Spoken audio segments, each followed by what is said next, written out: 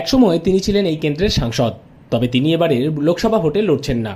তিনি হলেন টলিউডের জনপ্রিয় অভিনেত্রী মিমি চক্রবর্তী। গতবার তিনি যাদবপুর লোকসভা কেন্দ্রে শাসক দলের প্রার্থী হয়েছিলেন এবং জয়ীও হয়েছিলেন, তবে তিনি এবারে আর ভোটে লড়ছেন না। সাংসদ থাকার সময়ও তার অনুপস্থিতি নিয়ে বিস্তর আলোচনা হয়। অভিযোগ উঠে এসেছে যাদবপুর থেকে, কারণ রাজ্য রাজনীতিতে লোকসভা হোক কিংবা বিধানসভা, যাদবপুর বরাবর একটা বড় ফ্যাক্টর। তবে এবারের ওই কেন্দ্রের প্রার্থী হয়েছেন আরও এক অভিনেত্রী, সায়নী ঘোষ।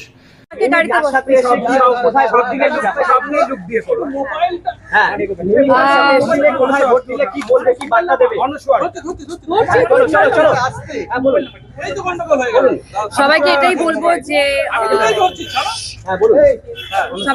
বলবো যে প্লিজ যান, ভোট দিন। আর এটা আমাদের অধিকার, আর প্লিজ ডু ইট। আর এবার খুব ভালো নিয়ম করে দিয়েছে, বয়স্কদের আগে করে দেওয়া জলের ব্যবস্থা, হুইল চেয়ারের ব্যবস্থা।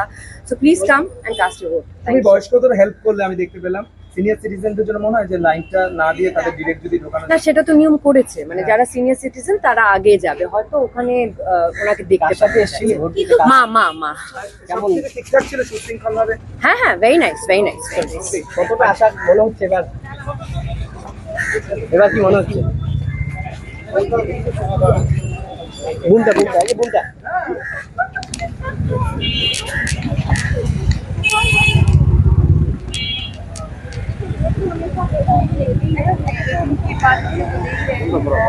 তবে এবারের ওই কেন্দ্রের প্রার্থী হয়েছেন আরও এক অভিনেত্রী, সায়নী ঘোষকে। তবে তাকে প্রার্থী করে রাজ্যের মুখ্যমন্ত্রী তিনি বলেন, আগেরবারে আপনারা এভাবে পরিষেবা পাননি, তাই এবারে আপনাদের ঘরের মেয়েকে প্রার্থী করেছে। আগের সাংসদ প্রসঙ্গে তিনি আর তার কোনো দোষ ছিল না, তিনি খুব ব্যস্ত ছিলেন, কারণ তিনি অভিনেত্রী, তার নিজের কাজ নিয়ে প্রচণ্ড ব্যস্ত হয়ে পড়েন। তবে আজ ভোটের দিনে ওই কেন্দ্রের প্রাক্তন সাংসদ মিমি চক্রবর্তী সারদা একাডেমির 210 কসবা 177 নম্বর বুথে মায়ের সঙ্গে এসে ভোট দেয়। তিনি ভোটের ফলাফল নিয়ে কিছু বলতে না চাইলেও তবে ভোট ব্যবস্থার প্রশংসা করলেন যাদবপুর লোকসভা কেন্দ্রের বিদায়ী সাংসদ মিমি চক্রবর্তী। মাকে নিয়ে তিনি এদিন ভোট দিতে যান, এক বয়স্ককে ভোট দিতে সাহায্যও করতে দেখা যায় তাকে। যাদবপুর থেকে সুমন সাহার রিপোর্ট, লোকাল 18 বাংলা।